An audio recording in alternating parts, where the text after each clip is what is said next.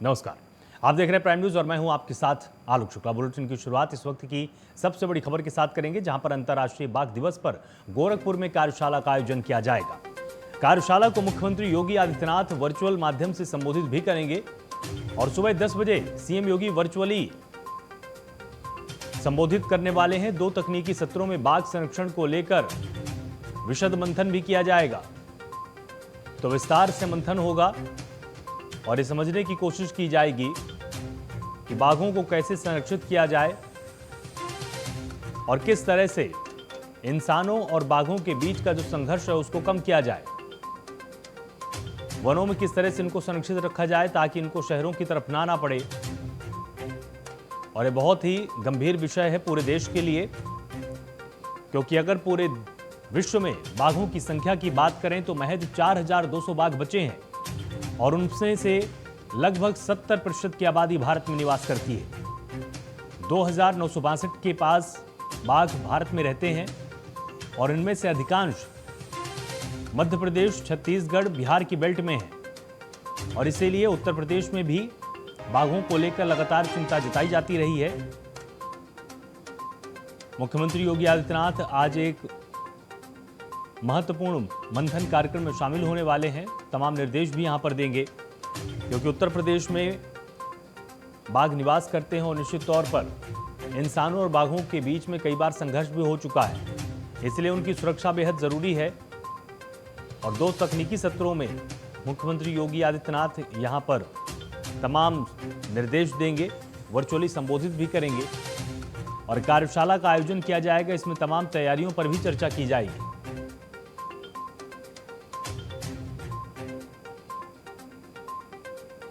आज अंतर्राष्ट्रीय बाघ दिवस भी है और इसीलिए मुख्यमंत्री योगी आदित्यनाथ इस कार्यशाला में खुद शामिल होंगे।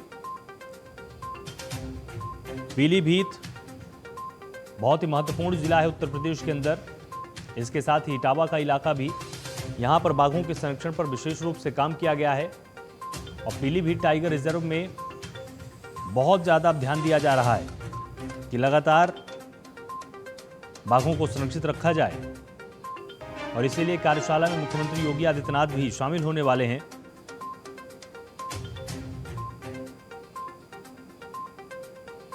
और भारत के लिए बाघों का संरक्षण बेहद जरूरी भी है, क्योंकि पूरे विश्व की 70% बाघों की आबादी हमारे देश में ही निवास करती है और बंगाल टाइगर को बहुत ही ताकतवर बाघ के रूप में पहचाना जाता है।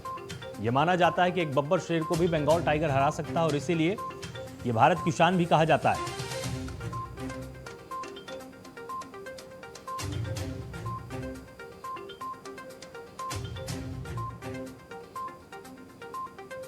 तो अंतर्राष्ट्रीय बाघ दिवस पर गोरखपुर में कार्यशाला का आयोजन किया जाएगा, जिसमें मुख्यमंत्री योगी आदित्यनाथ वर्चुअल माध्यम से शामिल होंगे और वर्चुअल माध्यम से योगी आदित्यनाथ इसको संबोधित भी करने वाले हैं। तमाम अहम विषयों पर अपनी बात रखेंगे।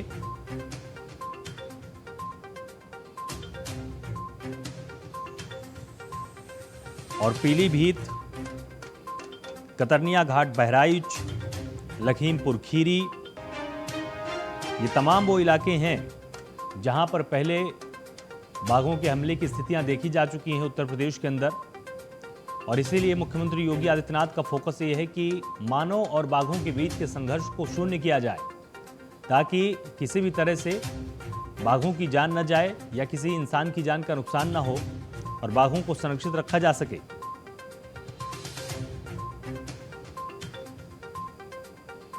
और इसके लिए वाइल्ड लाइफ एक्ट 1972 का भी निर्माण किया गया था, जिसमें वाइल्ड लाइफ वार्डन को ही अधिकार है कि किसी भी जानवर को आदमखोर घोषित किया जाए या उसकी सुरक्षा को और भी ज़्यादा मजबूत किया जाए। अगर वो बहुत ही संकट में है तो उसको संकटग्रस्त जीव भी घोषित करने का अधिकार वाइल्ड लाइफ वार्डन को होता है। उन्हीं के आदेश पर तमाम जानवरों को संरक्षित रखा जाता है। बाघों की संख्या के मामले में यूपी 8वें नंबर पर है। आपको बताएं कि उत्तर प्रदेश में लगभग 173 बाघ निवास करते हैं। यह 2018 की गणना है, क्योंकि हर 4 साल में गणना की जाती है। 2022 की भी गणना भी होगी, उसकी भी रिपोर्ट्स सामने आएंगी।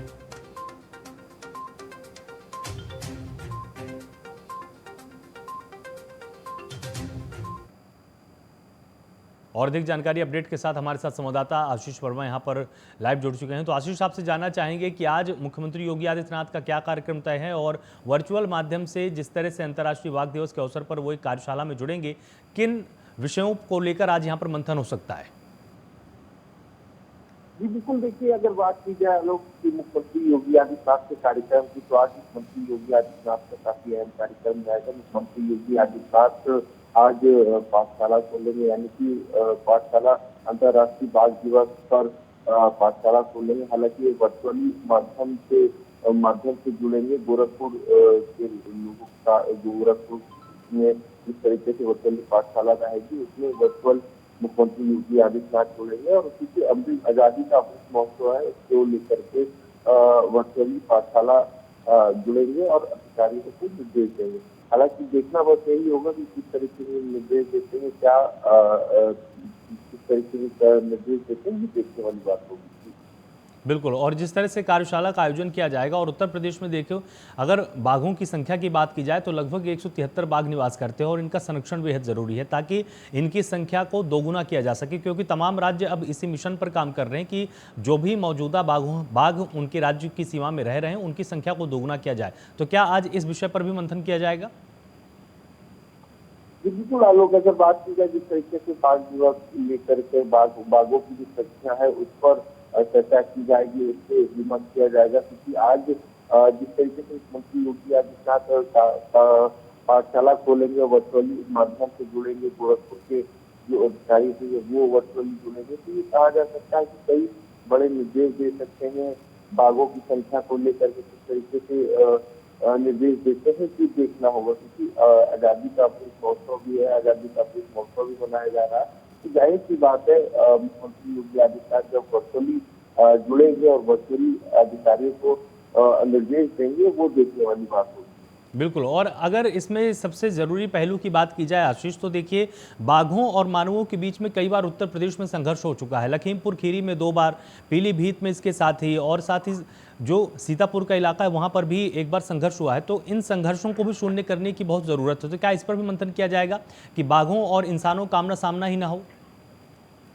जी बिल्कुल, देखिए क्योंकि बाघों की जिस तरीके से जो संख्या है, संख्या को लेकर के चर्चा विमर्श किया जाएगा, चाहे वो पीलीभीत की बात हो, चाहे वो गोरखपुर की बात हो, चाहे वो लखीमपुर की बात हो, तो हर जिलों में चर्चा की जाएगी, क्योंकि जिस तरीके से संख्या कम है, संख्या के बाद में उन पर चर्चा विमर्श किया जाएगा। तो जाहिर सी बात है जब आज वर्चुअल माध्यम से जब जुड़ेंगे मुख्यमंत्री योगी आदित्यनाथ, सुबह 10 बजे के आसपास वर्चुअली जुड़ेंगे और उसके बाद जो अधिकारी को निर्देश देंगे वो देखने वाली बात होगी।